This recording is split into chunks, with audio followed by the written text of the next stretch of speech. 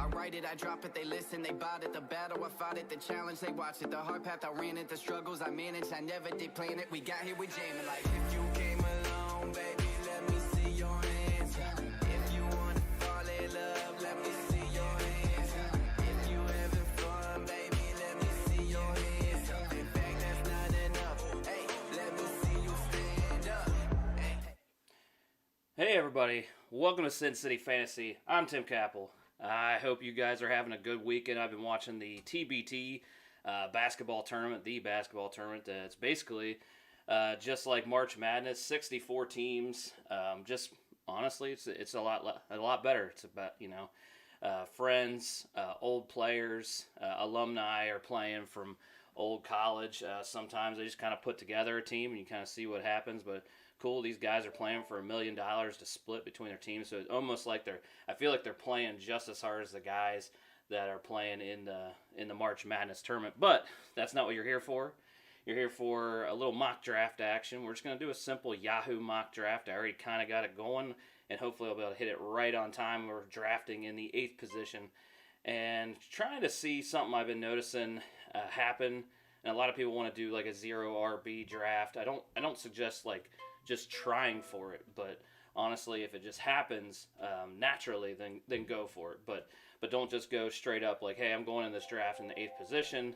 I'm a 0 RB. It sounds like it just has begun. I'm going to switch over right now and see what we can get going for you guys.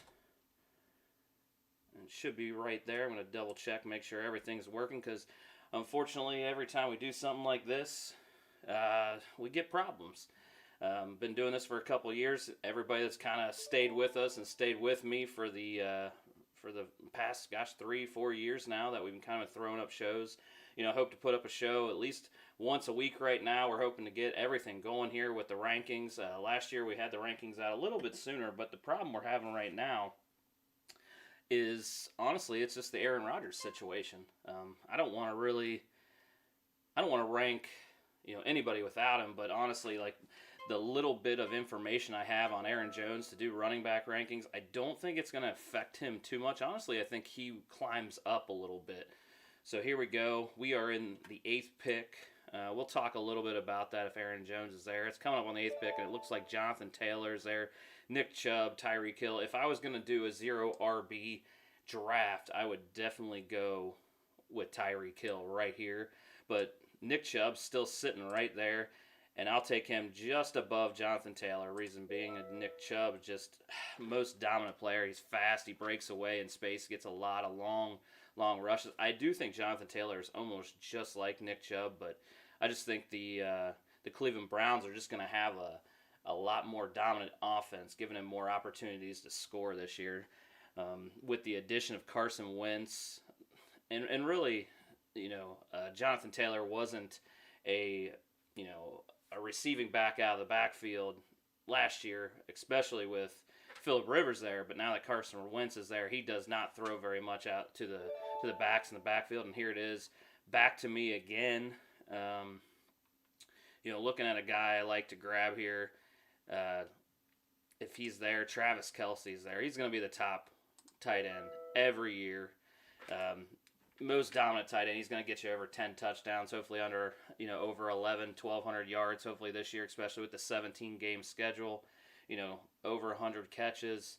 That's a good start. That's almost like getting a wide receiver 1 every single week. He's Patrick Mahomes, check down buddy, or even deep threat, if Tyreek Hill isn't there. But, I've got a couple minutes to talk about this. If you guys have any questions, if you're streaming live with me now, I will take them. I'll make sure I check for them. But right now, again, thanks for tuning in to Sin City Fantasy. First couple shows of the year. Hope to have all the rankings out to you by, week 2 of the preseason. Hopefully there before all the drafts start hitting. Talk to you a little bit about the draft season. It's coming up. I got my draftcation right now. Again, I talk to you guys every year. Make sure you make one of your drafts a little bit more over the top than just going online or just showing up at somebody's house and doing the draft. Even though those are fun, but I make sure that one of my drafts every year we set up for it and we go on what I call a draftcation, and all the guys call it draftcation now. It's pretty cool, and we take a long weekend. We get a place over in Gatlinburg, Tennessee, and we lock down for a good 3 days. This year we got a swimming pool in the place, so it's gonna be off the hook, man. We're gonna have swimming pool, but also the hot tub, large area to do drafting in. The guys bring some things, some smoking toys and some drinking stuff, and we we act like little kids again, even though we're mid 30s, late 30s, some are in their 40s. We do what we can to kind of just unwind and get ready for the year, because honestly that's the point of the year when school starts back up, everything starts back up, kids sports start back up. So here we are in the third round. I got 15 seconds to pick. They do not give you much time. I really like I'm gonna go Terry McLaurin right here. Not on the page of that we're having a 0 RB draft, because obviously we got Nick Chubb, but I need to make sure I get some of these top wide receivers. I already know who I am eyeballing right here in the fourth round. If I can get Michael Thomas here early fourth round, I think I'm set for the entire year at my wide receiver ones. Actually, McLaurin, I got him more of a deep ball threat, so he's a boom bust kind of guy. Where with Michael Thomas, if I can get him and get his average of 8 to 10 targets per game, I think he's a lockdown number one. I think it's going to be, he's going to be back to his old ways. I know you guys are thinking Drew Brees gone, but honestly, Michael Thomas works with or without. But unfortunately, Michael Thomas just got taken, so there goes that idea. I got David Montgomery up. He's one of my top running backs that I can get in the fourth round. I'd like to get him in the fifth round, but right now, being at the beginning of the fourth, I'd almost have to wait. I think it's close to 18 picks or 17 picks to get back to him. I also like Clyde Edwards-Helaire. A lot of good running backs here in the start here. I'm just going to go with David Montgomery. I know it's a little bit of a reach, and I know what you guys are thinking. Man, he reached for David Montgomery. I love David Montgomery. I think he's a value if you get him outside of the third round right now. I don't think they're going to give the ball to Cohen. They don't really have anybody behind him that's really pushing him out, so he's going to get the first or third. And if they're behind, maybe they'll start throwing to Cohen a little bit, but I expect David Montgomery to do exactly, or at least they try to start off exactly the way they finished the year last year, where David Montgomery was averaging over 100 yards a game. So I know I got a couple good players left, a lot of good wide receivers there in the fourth and fifth rounds. So the one thing that I notice is right around this time of the draft, the mid fourth, late fourth, you see all the running backs fall off the list. So make sure you guys are keeping track of them, because all of a sudden there'll be running backs and then there won't. I really don't want a piece of Kareem Hunt this year, or I guess Kareem Hunt this year, unless I have Nick Chubb, just to make sure I have his backup. I think together they will, be a dominant 1-2 punch. But if unfortunately, if Nick Chubb falls out like he did last year, Kareem Hunt fills in and does basically the exact same role, but even better. So if Kareem Hunt makes it back, I may grab him and then start trying to find myself some wide receivers. Right now, there's plenty of wide receivers. Like I said, you still got Evans, Jones, Cooper, Woods, DJ Moore. I know they're going to be going off the list, but the last couple running backs I see out there that are left that I really want is probably Josh Jacobs. And I know you guys are thinking, again, he talks about these guys that are, they may have somebody behind them. Kenyon Drake, I just don't think they brought in Kenyon Drake to take over the amount of carries that Josh Jacobs had. I think Kenyon Drake was brought in to fill in that Devontae Booker role, the same the Washington role that was in the previous years. He may take a couple of touches away, but if you look at Josh Jacobs' attempts last year, I think he was in the top 4 in attempts. So I don't think they're going to be taking away, like doing a 50-50. If they do anything, it'll be 70-30. Josh Jacobs will be just fine. Like I said, it's coming back to me here pretty soon, and still DJ Moore out there. Adam Thielen he hasn't lost a step since last year. He's an older receiver, obviously, but I think what you're going to see is a lot of Justin Jefferson double teams, and it'll leave Thielen open for a lot of those 15-yard comebacks, the slants he's used to, and maybe some even longer plays. But unfortunately, just as I talk about him, he is gone.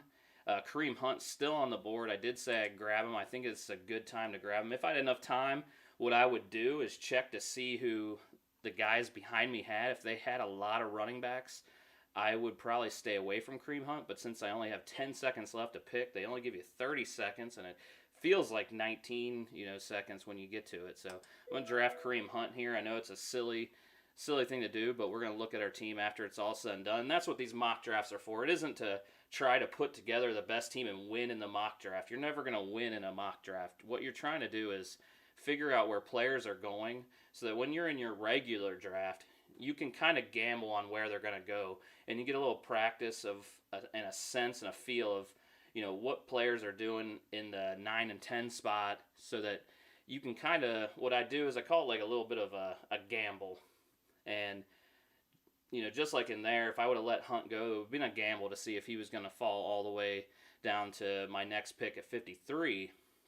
But I was kind of hoping that these wide receivers that I have lined up, that I really like Deontay Johnson this year, Tyler Lockett, I think they're two of the same kind of receivers. I was hoping one of them would fall. I was locking down my team with, Kareem Hunt. Again, a couple years back, he was, top 5 in running backs when he was playing for KC. He's not that, trust me, he's not that bad now. As soon as he gets in there, you'll be happy if you have Nick Chubb and you were able to put out like a early 6th round or late 5th round to get yourself Kareem Hunt. I would do it, definitely. I'm going to grab Tyler Lockett this year.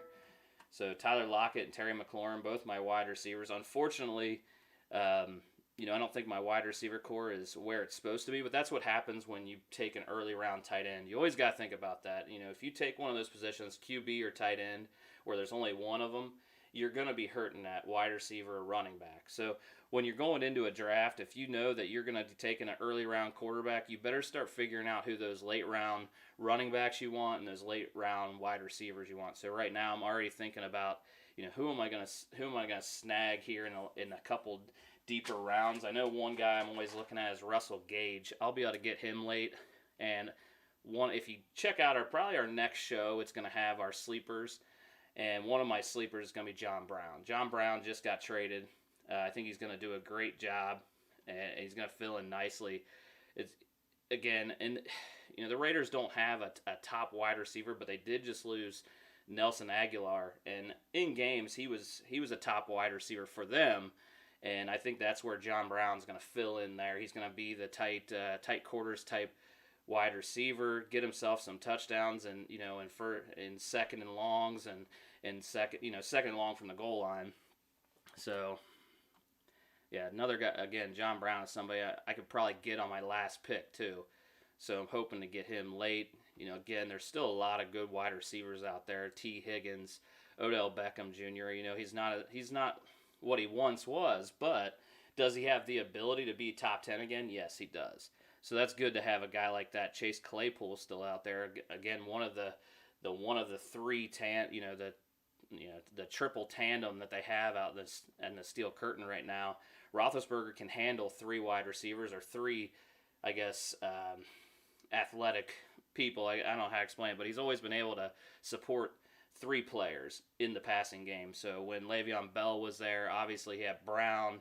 It was always somebody else that was there. Juju Smith-Schuster came in, and he started doing it too. And they lost Brown, and now they've got Deontay Johnson. So, again, I think Claypool is going to be just fine. I don't think they're going to be throwing too much to Najee Harris his freshman year. But, he's going to get some touches. But I think Claypool has shown that he's going to be a dominant player. It might not be this year, but it's coming soon. And it's always like the Steelers. They'll hold on to a good player like Juju Smith-Schuster, and then all of a sudden they'll trade like Claypool away, and he'll turn into that team's number 1 receiver. You just watching it over the years. Honestly, just because I'm a Bengals fan, you see the Steelers play a lot more. You see the Browns play a lot more. You see the Ravens play a lot more. So slowly coming up on my turn here. Again, last pick was Tyler Lockett. I want to get some of these receivers. So if there's another one here, like an Odell Beckham Jr., Kenny Golladay is sitting there. I don't think he's going to do as well as he did with the Giants, he's gone anyway. I don't think he's going to do as well as he did with the Lions. But with the Giants, I think he'll fill in just fine. If him and Daniel Jones can get on the same page, I think they'll be just fine. But it's not going to be, what it used to be. He's definitely not a wide receiver one anymore. Unfortunately, he's probably dropped down to top 20. So it's here with me. I got to take a pick. I kind of want to grab Travis Etienne. I kind of like that little pick there. I don't think he's going to get too many rushing attempts this year. I think it's all going to be kind of scat back type of stuff. They'll probably put him out in the slot, probably run him and Robinson at the same time. I don't think Robinson's going to lose all his work. He put a lot of good time in last year.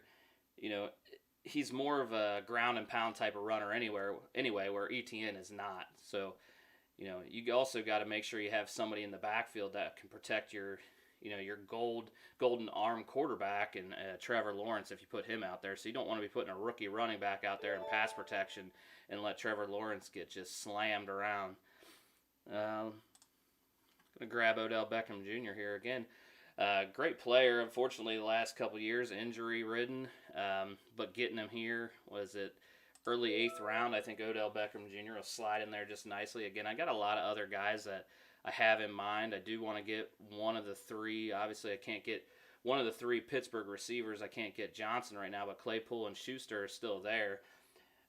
Trying to play a little bit of the waiting game. Hopefully, everybody's got their wide receivers, and I waited, and I can start grabbing somebody like a Schuster. I would love to get him. Again, last year he had close to 100 catches, close to 1,000 yards, so that's somebody I'd like to have to throw in my flex spot maybe on a bye week, or honestly, if he just starts playing well, he could start. He could start over a Lockheed, he'd start over a McLaurin in a certain situation.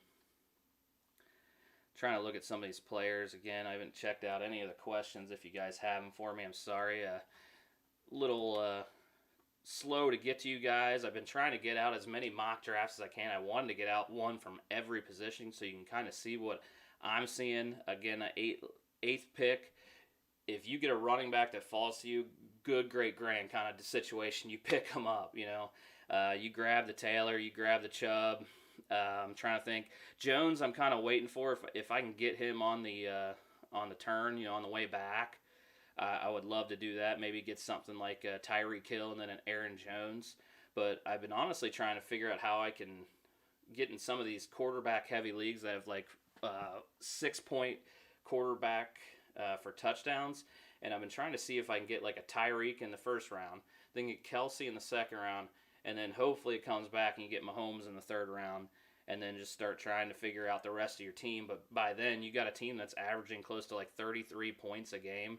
So most likely you're going to get at least 2 touchdowns from Mahomes throwing, and at least 1 or 2 of those are going to go to either one of your guys. So hopefully every week you double up on points. So that's kind of what I was thinking. It's kind of falling into that situation.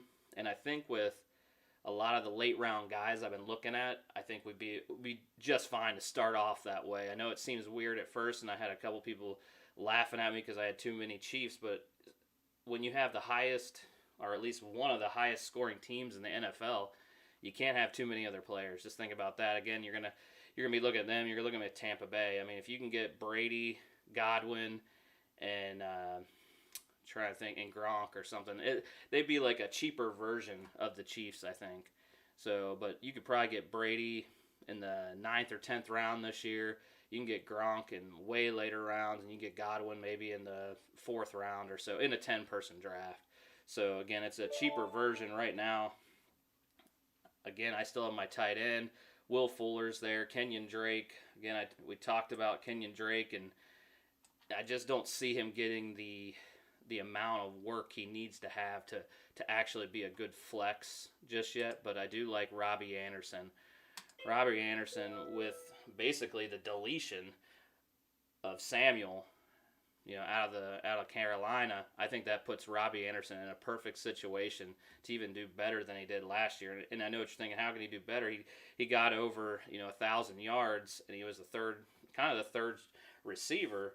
He got only 3 touchdowns, but again, with Samuel gone, and hopefully with a more passer-oriented quarterback, he's going to get a couple more touchdowns. I don't see him getting 10 touchdowns, but maybe 5 or 6, yeah. So, you can count on him maybe every third game to get you a touchdown. Every game, hopefully getting around 80 yards or 60 yards. So, again, another guy can kind of slide in there. Again, I wish maybe here soon I'll try to tell you, like a lot of times if you can do a 2-for-1 trade here in the first couple weeks, do like a Robbie, somebody that gets an injury. Let's say Tyreek Hill goes down, unfortunately, not on my team. And I look at their players and they went wide receiver, and I can look and I can go, well, I can give you, Terry McLaurin and, Tyler Lockett, two of my first wide receivers I picked to get, let's say they got Michael Thomas, and I throw those two guys out there, get him, and then get something in return too. But again, not saying that that's what I would do, but you just never know. And then I had, if Odell Beckham and Robbie Anderson are playing just as well, then it really doesn't matter what I give as long as my two players, that I'm giving away, I don't really need. So you kind of got to play the game. Again, trading is part of fantasy football. I love doing it, and any commissioner that takes trading out of the factor or vetoes trades or stuff like that, it's going to be a hard league. It kind of takes the fun out of it. Right now, we're sitting in the early 10th round. Curtis Samuel there, Tyler Boyd, Singletary. I think they'll come back to me. So we're going to grab Tyler Higbee. I like Higbee right here. I like to get myself, even though I got Kelsey, but I'd like to get a tight end just in case Kelsey goes down. I'm not completely screwed. So I'm looking at somebody like Kelsey or Evan Ingram. I'd probably pick up if I had a chance. Right now, just looking down the list, I see James Conner, and I know a lot of you guys are like, man, James Conner's done. I don't think he's done. Honestly, I really don't think he's done. You guys got to look at James Conner, and then when you're looking at James Conner, you kind of got to look basically at who's he filling in for. He's filling in for Kenyon Drake, and Kenyon Drake had 239 attempts last year, just under 1,000 yards, and I think he had like 10 touchdowns. But all the receiving, went to, oh gosh, I'm sorry guys, I forgot his name, but I thought it was Edwards. But anyway, they're bringing in Connor to fill in for Kenyon Drake's role. It's the same thing. So he's going to come in, he's going to have probably over 200 rushing attempts, close to 1,000 yards, and he's going to get a lot of short yardage running too. So, just be aware of that. Don't sleep on James Conner. Again, he wasn't a bad running back. Yeah, he's a little beat up over the years just because he played with Pittsburgh, and that's a hard line to run through when they're not really blocking for you. Le'Veon Bell made it look easy. His slow point of attack, the way he ran, his style was probably more set up for that kind of run blocking team. But unfortunately with James Conner, he was beat up pretty good. They play in the toughest division against the Browns, the Ravens, the Bengals, so they're gonna get beat up twice a year, pretty good. So. James Conner getting out of that division, he's going to get on a team that has a little bit better offensive line, hopefully get him some more yards per carry. So keep an eye on James Conner. Again, I'm getting him right now. If I get to him, he'll be in looks like the back end of the 11th round. A lot of times your 11th round guys and on, they get dropped for guys on waivers anyway. So if you can find a diamond in the rough like a James Conner and be able to plug and play that guy, or even maybe use him as trade bait, at least you have him. Again, Trey Sermon behind him, trying to get all this in here. Again, I know you look at the draft right now. I got trying to go through it. At quarterback, I don't have one yet, but I'm looking at the list. I got Matt Stafford sitting right there. I love Matt Stafford this year. I might actually pick him up. Before that, check. I haven't done. Trying to look. We got Matt Ryan. So again, Matt Stafford, and then that's probably it for that tier of quarterbacks. So if I don't get Stafford here, I'm gonna be pretty screwed for this team. So I'm hoping he gets to me. So far, it looks like he did, and that's who I'm gonna grab. So Matt Stafford. And that's how I'll get my quarterback in the 11th round. So I got a pretty decent quarterback in the 11th round. They got him projected out for over 30 touchdowns this year and over 5,000 yards. I know that's with, 17 games, and a lot of guys are probably going to hit the 30 touchdown mark, but not everybody's going to hit that 5,000 yard mark. So keep an eye on that. Again, he's got good receivers there, a good running back that can catch out of the backfield. So keep an eye on Matt Stafford. He's a guy to look for this year. I think he's going to be kind of like the Tom Brady of last year, where Tom Brady kind of started off slow, and if you stuck with him, he was good to go the rest of the season. So again, I think that was a good way to clean up the rest of my team. I still got a lot of guys ahead of him. Again, I started off with Nick Chubb, came around and got Travis Kelce, then got McLaurin, then Lockett. Was able to pick up Montgomery, and then on the bench right now I got ETN, OBJ, and then Robbie Anderson. Again, guys that I think they can contribute to my team without just being losers. And I hate when I see a lot of people just pick up these guys that are maybes in the first couple rounds. Don't pick a guy that's a maybe. I mean, you don't want a guy that's like, he's a 50% chance to actually do good. I can guarantee myself without injury that, Robbie Anderson's going to do good. Other than OBJ, obviously without injury, I think OBJ will do just fine. My starting guys, Terry McLaurin, yeah, he's a boomer bust type of guy. I think with Fitzpatrick there this year, I think, again, 1 year older, but man, we've been saying Fitzpatrick's 1 year older for 5-6 years now, and he's still doing the same thing. So just keep an eye on Fitzpatrick, loading up McLaurin, loading up Samuels. So another guy to keep an eye on is Logan Thomas, tight end for the Washington Redskins. I did check a little bit, though. It doesn't look like Fitzpatrick likes to throw to his tight end too much. So last year, Logan Thomas's numbers might be a little inflated. I know last year he got right around, saying right here, I think he got 670 yards and 6 touchdowns, which is a pretty decent year for a tight end. I think a lot of those yards came at the end of the year too. So, but with Fitzpatrick, watch it. If he's getting on average, 6 to 7 targets a game, then Thomas is going to be a monster. So keep your eye on that. But it is going to take away from McLaurin. I think they're going to try to feed the running game a little bit, try to keep Fitzpatrick, on his feet. Obviously, when he's getting closer to 40, you don't want him diving and getting hit by these monster linebackers or defensive ends. So looks like we are doing a defense and a kicker, so I want to make sure I drop that in there. We're in the 13th round in defenses. I like Kansas City just because the offense is so good. You can always pin them back and just, hope for a lot of interceptions and sacks that way, especially if they're always playing from behind. Buffalo's got a great defense this year. Looks like a lot of the top name guys are gone.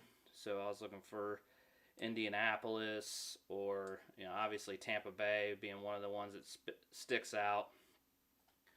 Denver's going to have a good defense. You just worry about their offense, too. Again, Denver, if they don't get a good quarterback in there or the quarterback just doesn't gel, it's going to be a long season for Denver. The defense is going to be out on the field too much, not going to get too many sacks. If it's a lot of times you'll get bonus points for teams getting, less yardage. So, again, you want to have a team that plays well against the run, plays, good defense. Green Bay used to play like a cover 2 prevent style defense the second half, and they'd give up a whole bunch of yards, but they'd stop the team on like the 30 or the 40 or, and then the team would kick and they get 3 points and that's all. But, you want a team that locks it down. So I'm probably going to pick up a defense right now. I do like Kansas City. Want to get them early. And then, like I said, I'm going to start looking for my sleepers. So John Brown, I'll put him in there. I like Russell Gage, so I can put him in there. So start him up. A couple other guys. Obviously, if Henry Ruggs is still out there, which a lot of times he is, they got to throw to somebody. It's going to be Henry Ruggs or it's going to be John Brown. Obviously, they're going to throw to Waller, but other than that, if they double cover Waller, they're going to leave Ruggs and Brown. Somebody's going to be single covered there. So keep an eye on that. Let's switch over to my wide receivers. Cole Beasley, it has some notes. I've heard a rumor that Cole Beasley does not want to take the COVID-19 what do you call it? Not the virus, but the actual injection for it. So if he does not take the vaccine, he could be, he could just, they might just say, hey, you're off the team. If he's the only one, they might just cut him. I think he might retire because I think he's an anti-vaxxer. I don't know exactly how it goes, but I mean, I haven't got the vaccine, but I don't have a job that makes it mandatory for me to get the vaccine. So, right now, again, we're in round 14, so one more round. I want to get one of these guys. I do like John Brown. He's sitting in front of he's sitting in front of Henry Ruggs. So I do like John Brown a tiny bit more than Henry Ruggs, just because of the length of time he's played. He's been in the league a lot longer. Henry Ruggs did not do much of anything last year. Right around, he got 452 yards. It's cool on this Yahoo. You can just kind of click on their names and it pops up what they got last year. So 452 yards and 2 touchdowns. Add another game. I just don't see him breaking out this year. Again, a guy like Russell Gage, I'd love to grab too. Russell Gage is going to be the second man, wide receiver 2 on a high-flying offense. Again, the Atlanta Falcons, gosh, I don't think they got much of a running game. They didn't have a running game last year, and they didn't do anything to help out their running game this year. So keep an eye on that. It's going to be all-out passing. Again, where you're in your final couple rounds and you don't have a quarterback yet, and Matt Ryan's sitting right there, they're going to be playing from behind a lot.